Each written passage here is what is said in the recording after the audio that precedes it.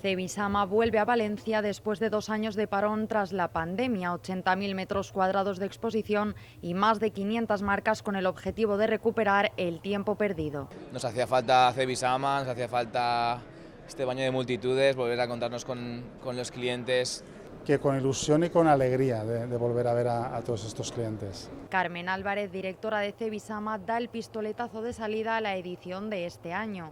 Pues sí, hombre, después de no haber celebrado 2 ediciones, por fin ha llegado Cebisama 2023. Las empresas han venido dispuestas a brillar con muchas novedades y con innovación. Y es cerámica convertida pues, en otros materiales, ¿no? Hacemos desde texturas, dibujos. A la que aplicamos todas nuestras tecnologías. Nosotros nos diferenciamos principalmente por aplicar la innovación al producto. El certamen más importante de España es un gran escaparate internacional y una oportunidad de hacer negocio. Cebisama es la plataforma indispensable en la que primero pues eso, darse a conocer y por supuesto vender su producto. Sector cerámico, equipamiento de baño, piedra natural y 2 nuevas incorporaciones. Nuevos sectores que hemos este año abierto de construcción sostenible y construcción industrializada. Auténticas obras de arte y una cita indispensable en la que volver a disfrutar del mundo de la cerámica.